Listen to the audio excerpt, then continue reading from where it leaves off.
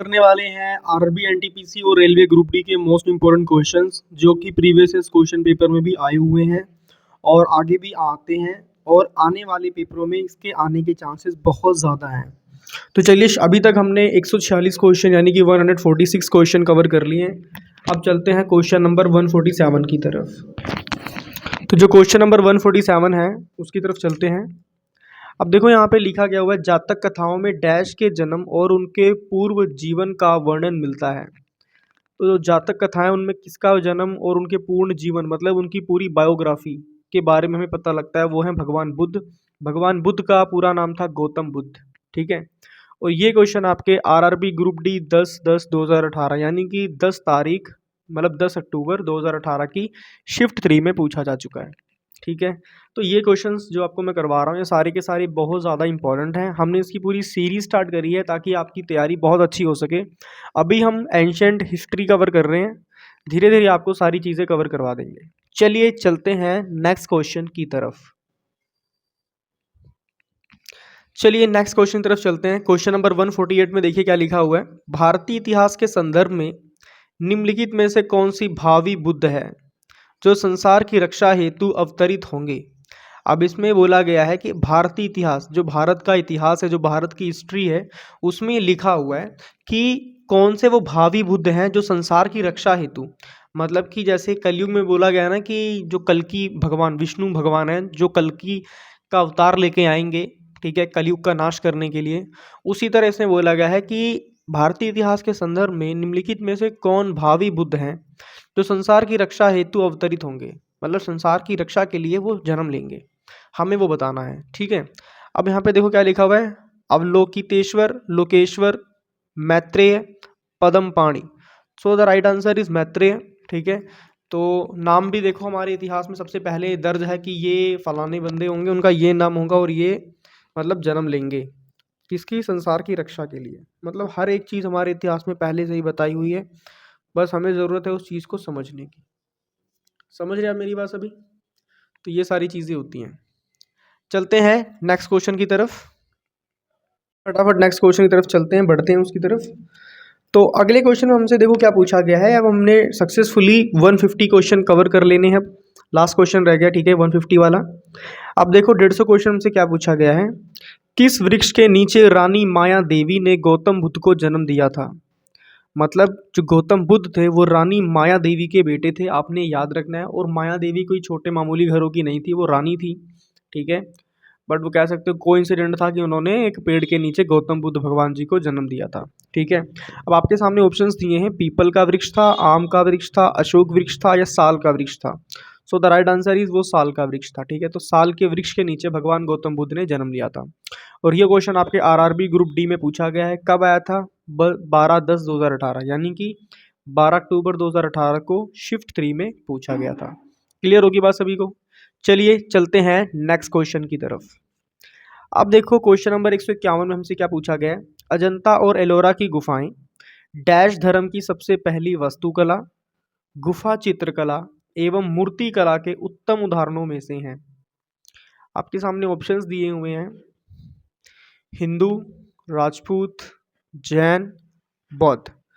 तो हम देखो प्रॉपरली अभी बौद्ध धर्म के बारे में पढ़ रहे हैं, हम वो सारी चीज़ें पढ़ लेंगे जो भी क्वेश्चंस अभी बौद्ध धर्म से पूछे गए हैं वो सारे के सारे हम कवर कर लेंगे। तो फिर राइट आंसर क्या होगा? बौद्ध धर्म। ठीक है। ये क्वेश्चन भी आपके आरआरबी ग्रुप डी में आया हुआ है 23 अक्टूबर 2018 की शिफ्ट नंबर 1 में। एक बात आप सभी को और बता देना चाहता हूँ कि यह मत समझो कि आप सिर्फ मतलब अपने ग्रुप डी वालों के लिए इंपॉर्टेंट है, ये सभी के लिए इंपॉर्टेंट है। अगर आप आरआरबी एनटीपीसी की तैयारी कर रहे हो आपके लिए भी बहुत ज़्यादा इंपॉर्टेंट है ये। ठीक है। तो इन क्वेश्चंस को बिल्कुल भी हल्के में ना लें, अच्छे से पढ़ाई कर लें, जो करा रहा हूँ सारा सारा कर लें। ठीक है। और इस वीडियो की मैं लिंक आपको डिस्क्रिप्शन में डाल दूंगा, वहाँ से भी देख सकते हैं। ठीक है। मैंने इसकी पूरी सीरीज़ बनाई हुई है, मतलब कि अगर आपके पास ये पहली वीडियो पहुँची है तो आप इसकी सारी वीडियोज़ देख सकते हो। मैंने प्लेलिस्ट का लिंक डिस्क्रिप्शन में डाल दिया है। ठीक है। तो वहाँ पे डिस्क्रिप्शन जैसे आप लिंक को क्लिक करोगे वैसे ही आप सीधा प्लेलिस्ट में पहुँच जाओगे। अभी तक जितनी भी वीडियोज़ बनी हैं वो सारी की सारी प्लेलिस्ट में आपको मिल जाएंगी। चलिए चलते हैं नेक्स्ट क्वेश्चन की तरफ। तो नेक्स्ट क्वेश्चन 152 क्या लिखा हुआ है पढ़ते हैं। महाराष्ट्र के अजंता की गुफाओं की पेंटिंग और मूर्तियां निम्नलिखित में से किसकी कहानियाँ को दर्शाती हैं? मराठा धर्म, बौद्ध धर्म, इस्लामी धर्म, अरबी धर्म। राइट आंसर इज बौद्ध धर्म। ठीक है, अब देखो ये आरआरबी, एएलपी और टेक्नीशियन में पूछा गया था 23/10/2019 शिफ्ट 3 में, यानी कि 23 अक्टूबर 2019 की शिफ्ट 3 में ये क्वेश्चन आया हुआ है। ठीक है, चलते हैं नेक्स्ट क्वेश्चन की तरफ। देखो क्वेश्चन नंबर 153 में क्या लिखा हुआ है? बोधिसत्व शब्द किस धर्म से संबंधित है? वैष्णव, जैन, बौद्ध, शैव।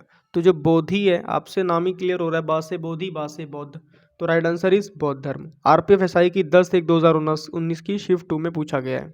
ठीक है, अब क्वेश्चन नंबर 154 की तरफ चलते हैं, नेक्स्ट क्वेश्चन की तरफ चल रहे हैं। अब देखो क्वेश्चन नंबर 154 में क्या लिखा है? सांची स्तूप कहाँ स्थित है?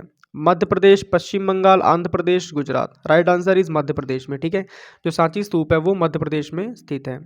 आरपीएफएसआई 19/12/2018 की शिफ्ट 1 में ये क्वेश्चन पूछा गया, यानी कि 19 दिसंबर 2018 को ये क्वेश्चन पूछा गया था। आपको एक बात और बताता हूँ, मुझे एग्जैक्ट नहीं याद है, पता नहीं 2 रुपये था कि 20 रुपये था, ऐसे कुछ था। जो पहले चलते थे ना 2-2 रुपये वाले नोट, उनमें ना एक नोट में सांची स्तूप बना था, तो आप सांची स्तूप देख सकते हो। बाई चांस कईयों के अंदर ना थोड़ी सी एक्साइटमेंट होती है, हमें सांची स्तूप देखना है। अगर आप सांची स्तूप देखना चाहते हो तो आप एक काम करो, गूगल में सर्च कर लो सांची स्तूप, आप देख लोगे। ठीक है, आगे चलते हैं क्वेश्चन नंबर 155 की तरफ। अब क्वेश्चन नंबर 155 में हमसे क्या पूछा गया उसकी तरफ फोकस करते हैं। लोसार त्योहार निम्नलिखित धर्मों में से किसके द्वारा मनाया जाता है? सिख धर्म, बौद्ध धर्म, जैन धर्म, हिंदू धर्म। राइट आंसर इज बौद्ध धर्म। ठीक है, ये आपके आरपीएफ एसआई 10/1/2019 की शिफ्ट 2 में पूछा गया है। आरपीएफ का मतलब क्या होता है? रेलवे प्रोटेक्शन फोर्स, और एसआई का मतलब होता है सब इंस्पेक्टर। ठीक है, क्लियर होगी बात सभी को? चलिए चलते हैं नेक्स्ट क्वेश्चन की तरफ। नेक्स्ट क्वेश्चन आपके सामने रखा हुआ है। बौद्ध धर्म की कौन सी शाखा महान बृहत वाहन कहलाती है?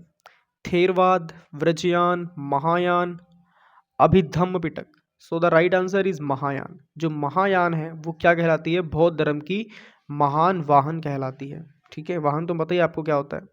वाहन का मतलब होता है वो व्हीकल। ठीक है, फॉर एग्जाम्पल जैसे आपके पास बाइक है, तो आपके पास जो मोटरसाइकिल या बाइक है उसे बोलेंगे वाहन। ठीक है, तो ये भी आपके आरपीएफएसआई 20/1/2019 की शिफ्ट नंबर 2 में आया हुआ है। ठीक है, मतलब 20 जनवरी 2019 को शिफ्ट 2 में आपसे पूछा जा चुका है। आपको इन क्वेश्चंस को अच्छे से पढ़ लेना, अच्छे से इनको रिवाइज कर लेना। जितने भी क्वेश्चन मैं आपको करवा रहा हूँ ये सारे के सारे बहुत ज़्यादा इंपॉर्टेंट हैं। ठीक है, एक चीज़ आपको और बताता हूँ, एक मिनट वेट करो।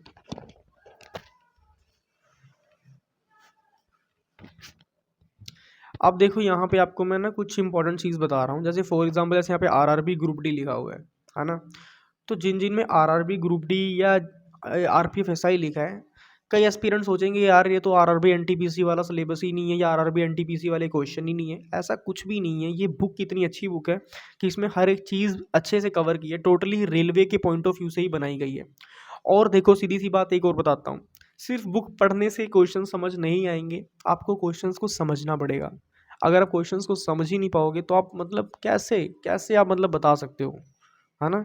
तो क्वेश्चंस को समझना सबसे ज़्यादा ज़रूरी होता है। पहले आप क्वेश्चंस को समझिए, फिर आप उन्हें पढ़िए। अगर आप समझ के पढ़ोगे तो आपकी लाइफ टाइम आपके दिमाग में रहेंगे।